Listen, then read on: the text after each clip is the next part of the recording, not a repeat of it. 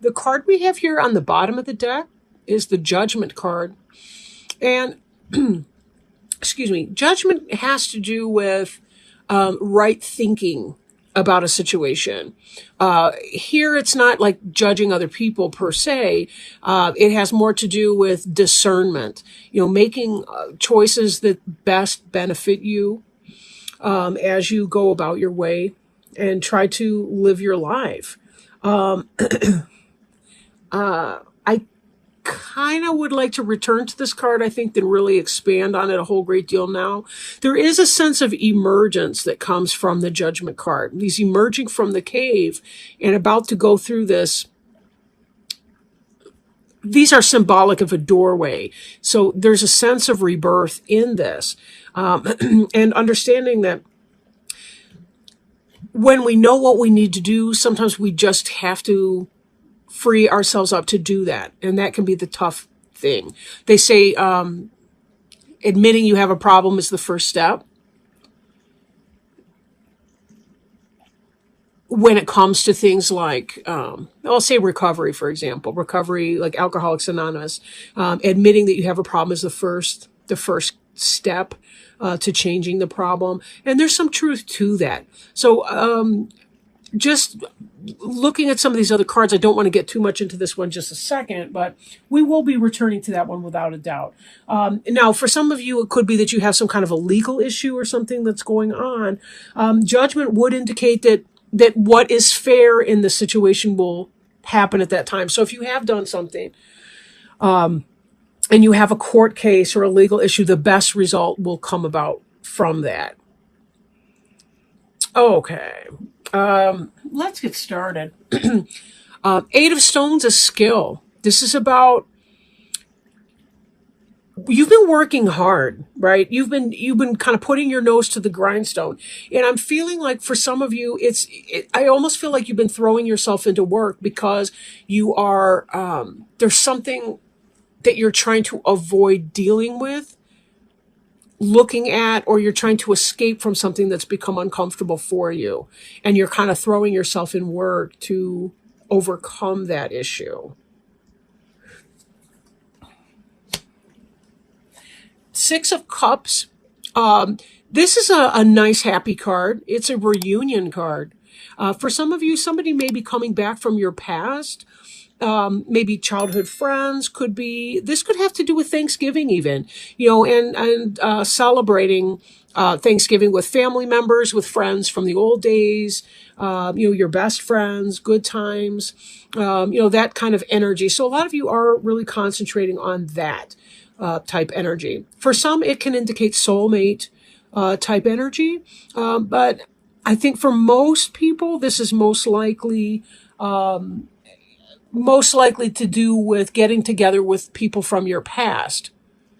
If not specifically Thanksgiving, then, hanging out with people that weekend that are from your hometown, maybe when you go home to your parents or whatever you're doing for the holidays. The Page of Wands is represented by the stoat. And the stoat is a member of the mustelid family, kind of like mink and some of those... they're musk-bearing animals, musk-bearing mammals, like mink or what have you. This is about the beginning of something that you feel passionate about. Something you feel passionate about. Could be family, beginning of family, but in part, it's about taking your passionate energy and making it manifest. Wands can be Aries, Leo, or Sagittarius because it is a fire sign, of course. So it could be that there's the beginning of something like that, or maybe there's a communication coming in from an Aries, Leo, or Sagittarius, or you're beginning something, beginning a pursuit of something that you feel passionate about. It could even be, for some of you, you've been, working yourself to the bone. But somebody comes in from your past, possible Aries, Leo, or Sag, and somehow that triggers something in you. Could be the beginning of some new passionate thing. I let me read some more cards before I get back into that, because I'm kind of picking up on some other kind of energy here, but I sort of don't want to put the cart before the horse. Okay, so you've been working hard, and my feeling is that you're working hard because there's something going on that you're trying to escape, I think, by throwing yourself into work. You're facing the guardian of the cave. This is a primordial cave bear.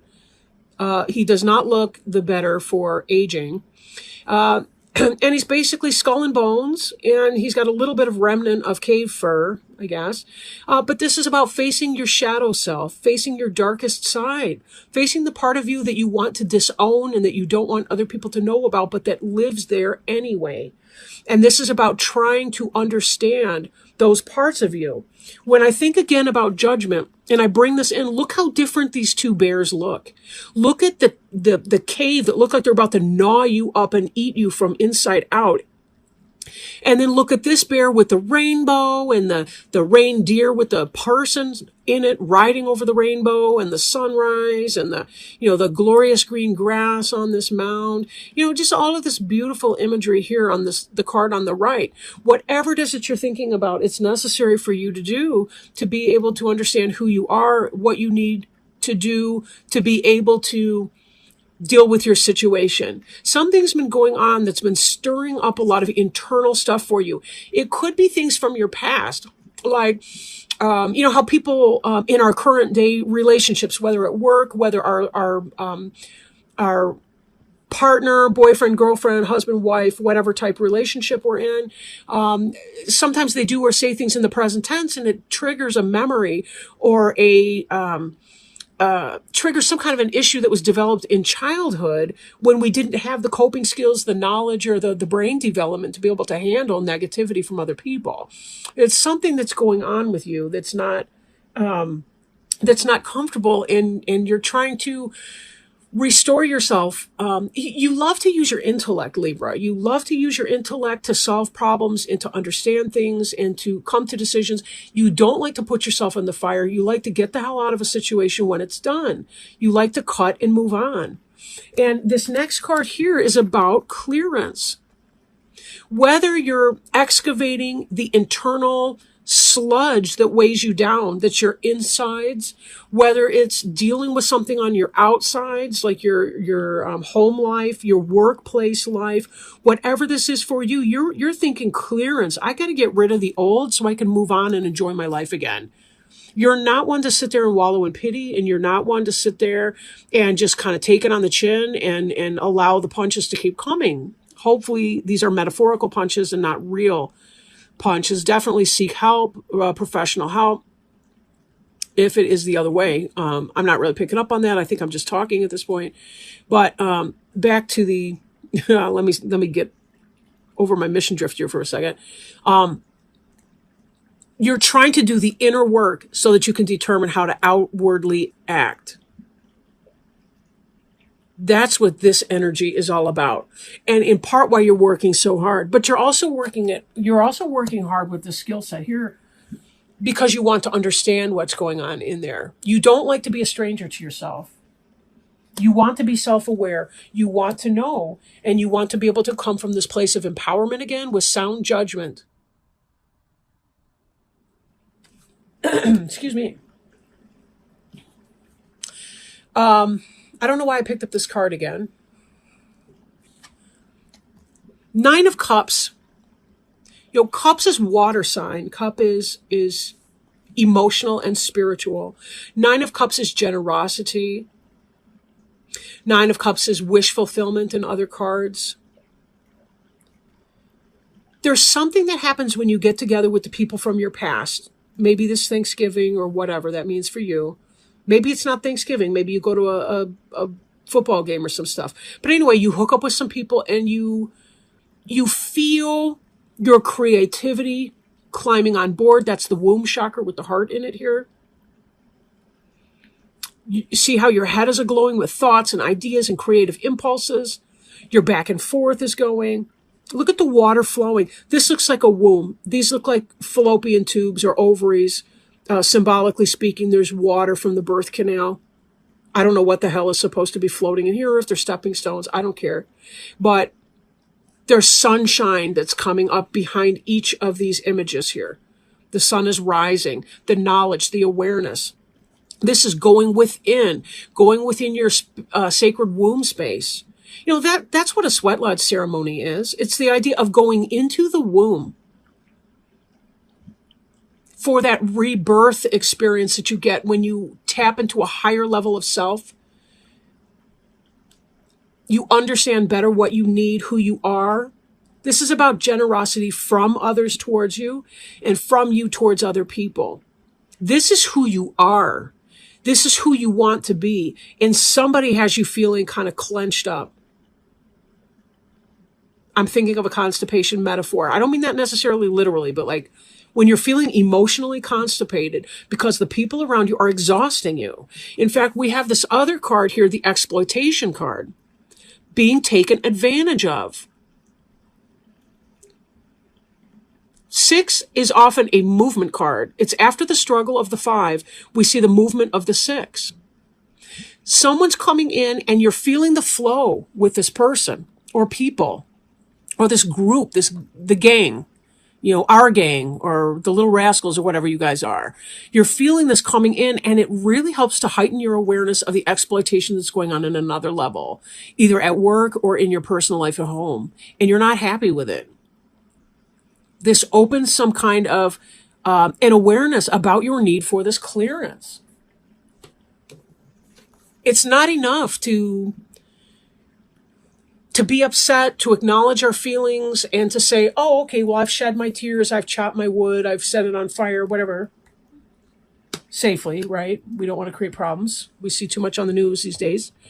But to continue on with the same source of suffering, exploitation, and pain, this often is the workplace. Because, you know, you think about the honeybees, that's their workplace. I mean, true, that's where they breed with the queen, royal jelly, all the rest of that. But making honey, it could be home, it could be work.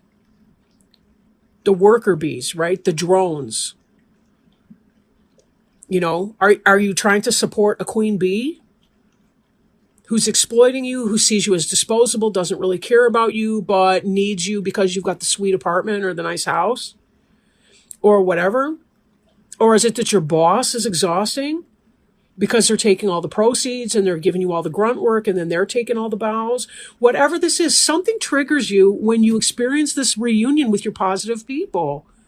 You remember who you are in a way, and it kind of lights your fire. This stoat has friends and family right there. These guys are kind of burrowing animal, like they have dens under the ground and everything. It's quite organized. They're very family oriented. They have chambers where the food is. They have chambers where they go to the bathroom. They have chambers where they sleep and chambers where the babies are born. I mean, this is about organization, and it's about loving and self-care and love of family too. There's a catalyst moment that's coming up for you that puts you in a position where you feel this new sense of life that's breathed into you. Air is communication, it's ideas, it's thoughts. Brand new, and it's a beginning. The breath of life. Something in this encounter that you have over this Thanksgiving weekend or in this end of November frame or whenever you're watching this, take it as it resonates. This is going to spark up in you this kind of understanding that this is how it can be, with this generosity and joy and this balance between give and take with other people. This is how it is with this awful situation of exploitation. And you know something? I've got a tough choice to make. Because do I want to sit in this energy, or do I want to walk from this energy? What would it take to leave this toxic situation? Have I finished doing my work in the cave that I can identify what is my role and what is the role of someone else? Can I trust that I will know what my roles are and what the roles of other people are in that? When am I being the problem, and when is this other person being exploitative and being my problem? How much of that do I want to put up with, and when am I ready to cut and run? When am I ready to walk from that situation because I want to find myself in my proper balance? You're a Libra. This balance card is you. It's Gemini. Gemini, the twins, Libra, the balance scales. This is about the head and heart decision coming together for healing. This is about solar energy, lunar energy.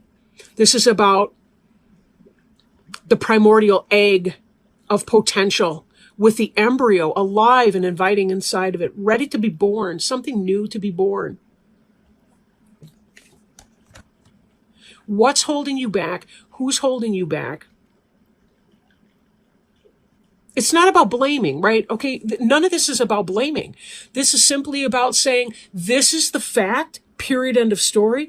I'm not judging people negatively. I'm merely discerning what is my responsibility, what is the responsibility of someone else's. Do we have the same goal on the treatment plan? If my partner and I, or my supervisor and I, do not have the same goals on our treatment plan, we are not working to common purpose. And someone is going to be exploited and frustrated, aggravated, and is going to have to make the tough decision. And that decision may have to be, I got to get the hell out of here because I want to feel fulfilled and happy. I want my cups to runneth over. I want to feel generous again. I want to have give and take in my relationships the way I do with these people from my past who loved me and accepted me for who I was. They didn't exploit me, and we worked together as a team for a common purpose. Let's pull up another card. I've got this deck that I've been working with everybody today, the Animal Wise Tarot by Ted Andrews. I don't know if you've ever seen his book, Animal Speak. It's a classic at this point. I kind of shredded your cards all over the table. I don't know what the hell I was thinking, but whatever. See if we can't find a good totem animal to help you kind of identify what some of the lessons might be, how you might best approach whatever situation you're facing right now. Ooh, all right. I haven't seen this card in a while. All right, let me open it up. It is the 9 of Winged Ones, and the animal is the loon. Loon, answers and hope in dreams. Winged Ones is the suit of air. I will point out, too, that just like the Guardian, 9 of Air in the Rider-Waite Tarot card is the card of anxiety, emotional pain, angst, stress. For some people, it's internal. For some, it's external. And for most people, it's a combination of the both. But this has to do with looking at your internal process, right?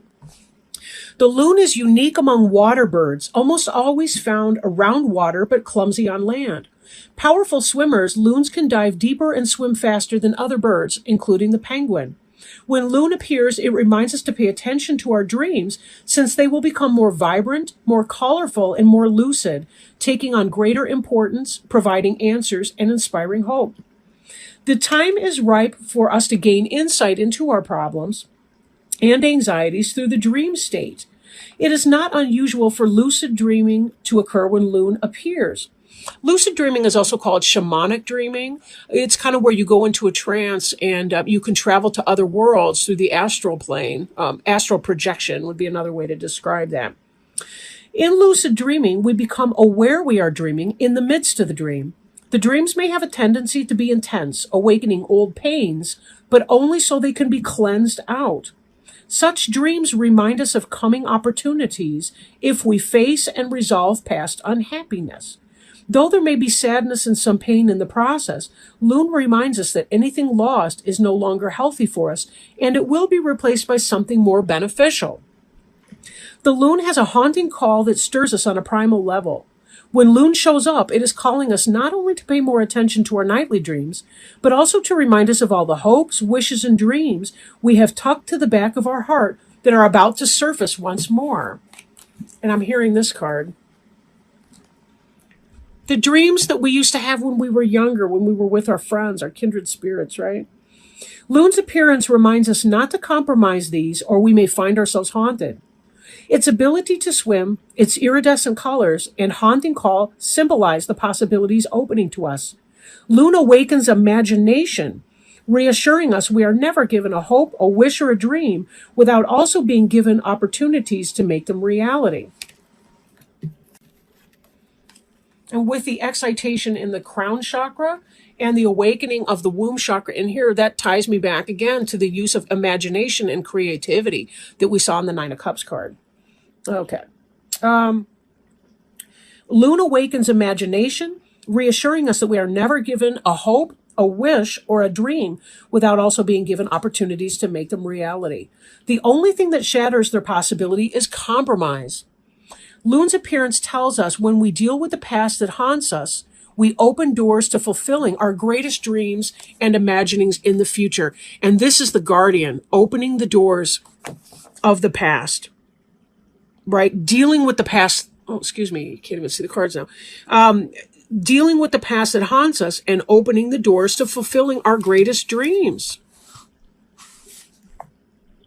Opening the doors, being able to move through them into this new period of time, right?